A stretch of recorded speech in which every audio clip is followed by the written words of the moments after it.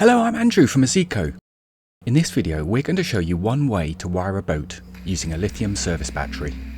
Here we see the wiring for charging the starter battery and service battery using a battery-to-battery charger. This is a dual battery-to-battery charger, so we can also jump start the engine using the service battery. Here we have added AC and DC distribution. Now we see the shore power, including a galvanic isolator. This is the main solar system, which can be wired to turn on the anchor lights automatically at dusk. Now we add a small solar panel.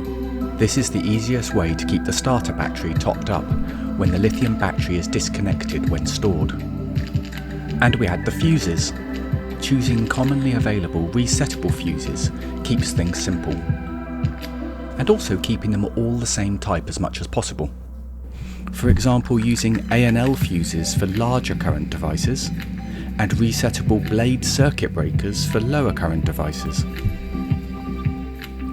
Instead of the positive bus bar, you could add a fuse block, rather than have all the fuses at the DC distribution panel.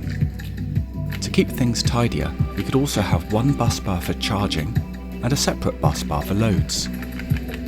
Finally, for monitoring, a simple DC voltmeter for the starter battery, Bluetooth from the battery to monitor battery temperatures, Bluetooth from the solar system to check the system is working effectively, a shunt which measures current for the service battery, connected to a display and Bluetooth.